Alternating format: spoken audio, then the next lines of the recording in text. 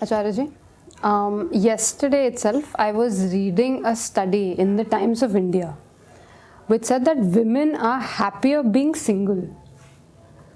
Now this, when I read this as a Indian woman who is living in the Indian culture today, this is very conflicting because women in India who are single are actually looked down upon. I mean, if there is any single girl in your house, then they just want you to get married as soon as possible. So how do I reconcile this conflict? There is no rigid rule in this regard. The report that you are quoting says single women are happier. I'm assuming that by happiness they mean a higher kind of happiness that includes contentment. So, when it comes to that happiness, that real happiness, there is no rule that a single woman would be happier than a wedded woman or a family woman or somebody who is in a relationship or vice versa. It depends. It depends on the quality of your relationship. If indeed it is true, if it passes the test of scientific data gathering and objective evaluation, that single women are indeed happier than married women, it only reflects on the quality of decision making of young people. You see, it is not really necessary that you have to have a bad partner or a troubling relationship. It is not necessary that not being with someone has to be the best state of existence possible. But here what we are seeing is a comparison. What we are seeing is that if a woman is single, she is probably doing better than if she were hitched. So that's just a relative thing. And if it's a relative thing, it tells about the quality of relationships that women have, and hence obviously men have.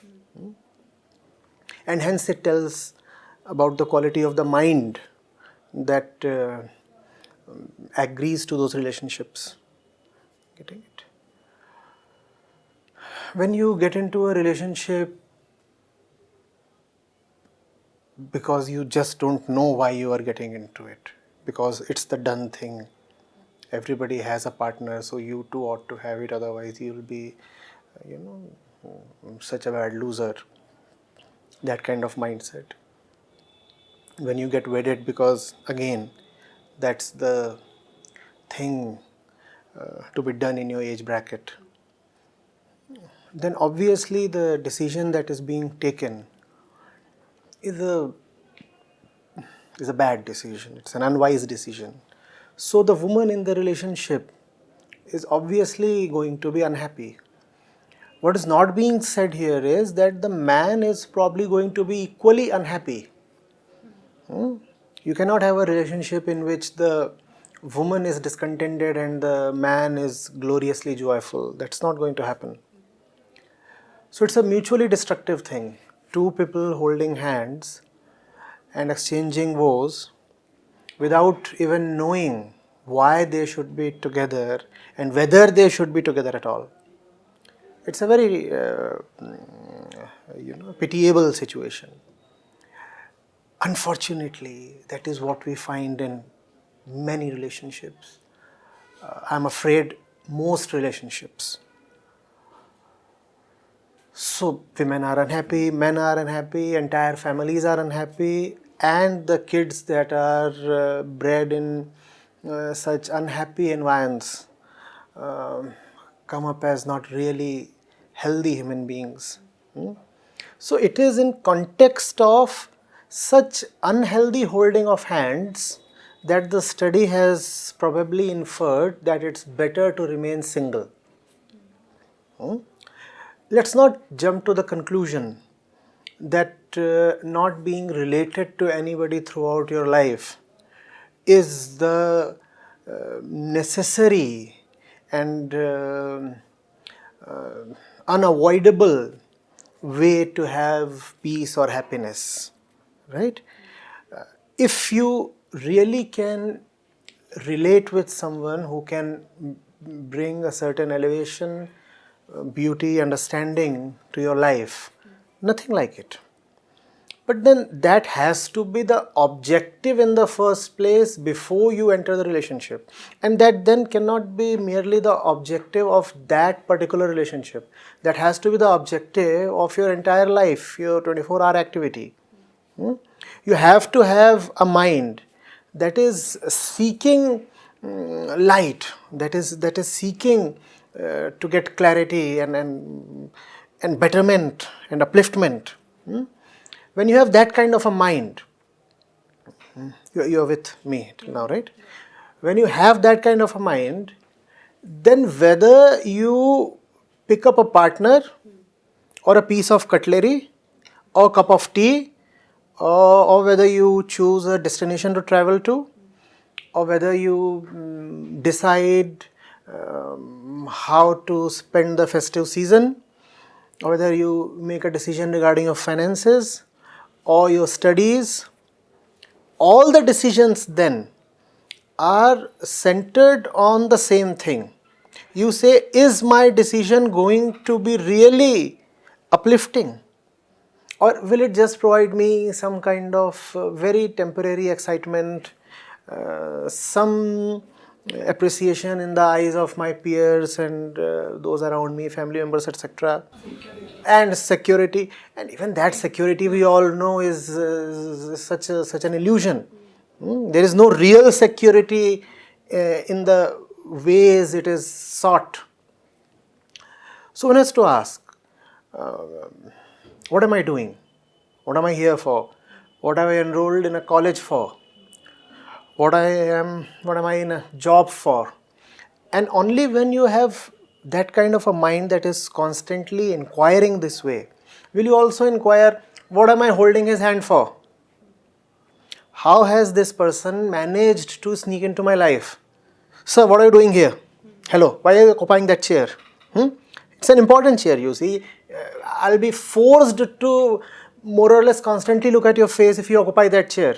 So I'll ask, sir, I mean, what's the very raison d'etre for this relationship?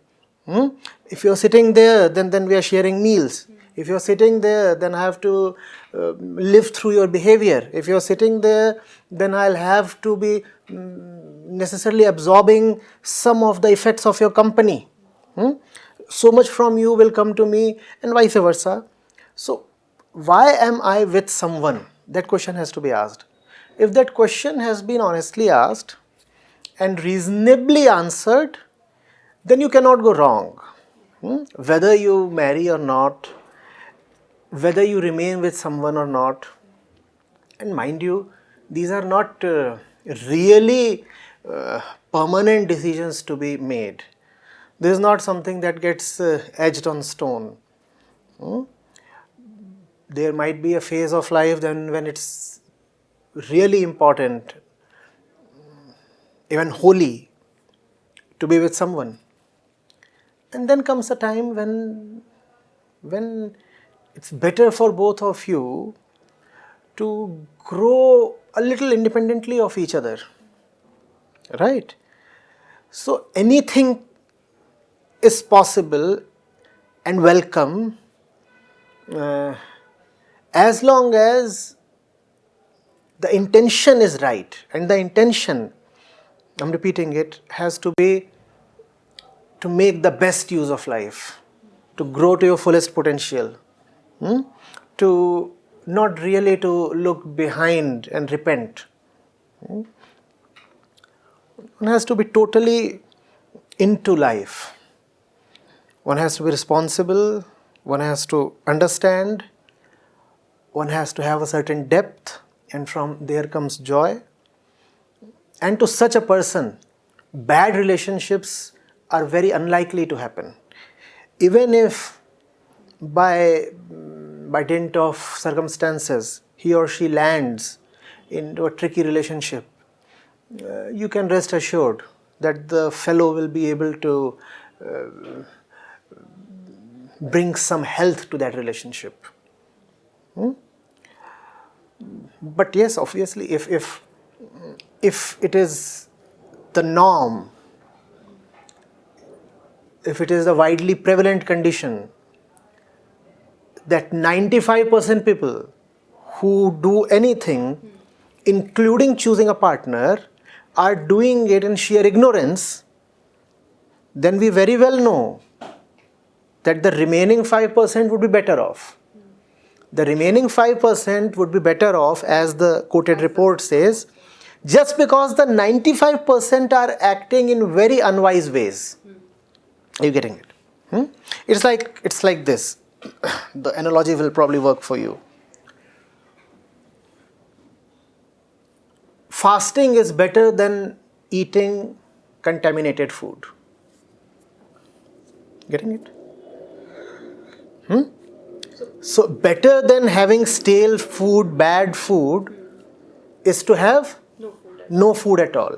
And when a society has come to a situation that bad and stale food has become the culture, the accepted norm, then probably the ones who eat very little are relatively the healthiest ones.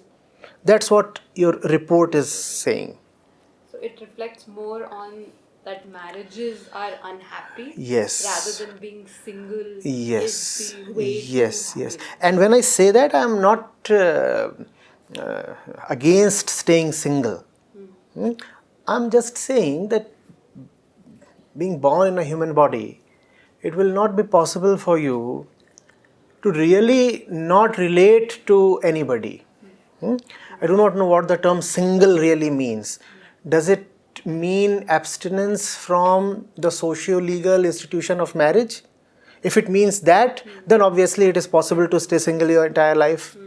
But in the more practical terms of life, nobody can really remain single. If you are with someone, even for a dinner or as friends, colleagues, whatever, then you are not really single. You are in a relationship. Aren't you in a relationship? Relationships need not always be romantic. They need not always have that angle. But you are always relating with someone or the other. Right? We must have the sense to relate properly. We must know what is it that draws us to the other person. And if we smell something foul there, then we must have the wisdom, the guts, most importantly the honesty to call the whole thing off. Smelling the foul. Where do you draw the line? How do you know that this is where I'm drawing the line? Beyond this, I'm not going to be relating to you, because we have that expectation that people will change. See, there are telltale signs. You have to understand this. And some of what I'm now going to say might sound odd to you. So just bear. You have to see what the other person has started meaning to you. Has the other person assumed some kind of a larger than life importance in your eyes? Ask yourself, if someone else were to objectively evaluate this person, what kind of value would he give to him? Based purely on the person's merits. Obviously, when you are in a relationship, then you do tend to give an exaggerated value, which is all right. It's part of being human. But if the fact is that the general audience is going to accord a value of 5 to that person, whereas in your eyes, in your behavior, the value is 500, then you must know that things are wrong. I mean, it's berserk rather. That's one thing. Second thing is, has the thought of the other started meaning fear or greed, temptation or apprehension to you? Has the other started dominating your mind? You have to ask this, whether your mental space has been colonized, and you have to guard against it. Right? It is not right, even if it appears sweet and not merely acceptable, but actually welcome in initial stages of the relationship. It is something very unhealthy.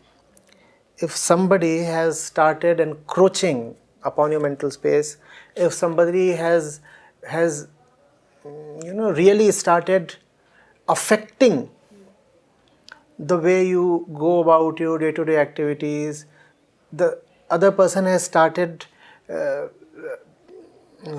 showing up his presence even where he should not be, then you should know that the relationship is not going in a healthy way.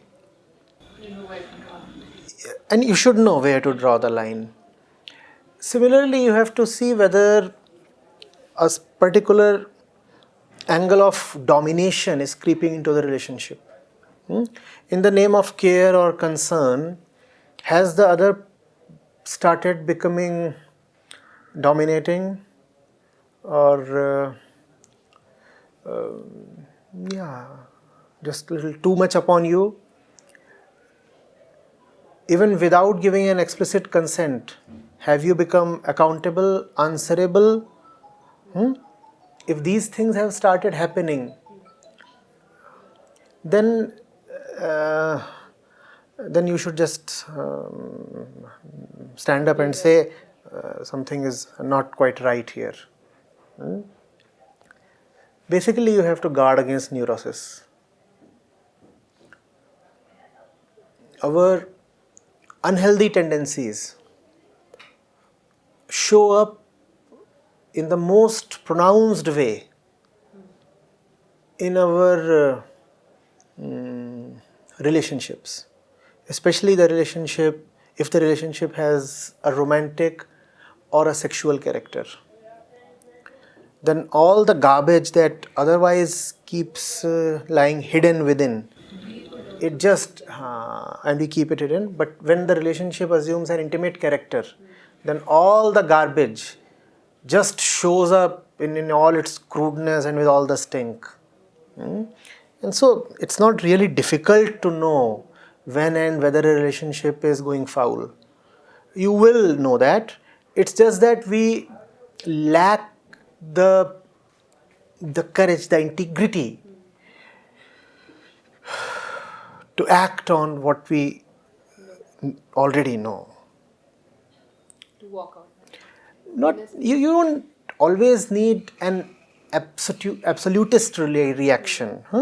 That if you know that the relationship is growing up little upon you, then you call it off or walk out. You don't always need to walk out. Obviously, the first response has to be to try to modify the relationship, to bring it back to healthy contours. Which brings in the question, can people change? If people cannot change, then we should not be talking. The purpose of every human interaction ultimately has to be betterment, improvement. What we call as casual chit-chat or gossip is of no avail. And even when you say that you are interacting reasonlessly, it is not really reasonless, it's just that you do not know the hidden reasons. So we always have a reason in whatsoever we do. Let the reason be improvement. So yes, people can change and people are changing all the time. Let's just change rightly. How do we know what kind of change is right? You are the best judge. You know better than anybody else whether life is going right for you.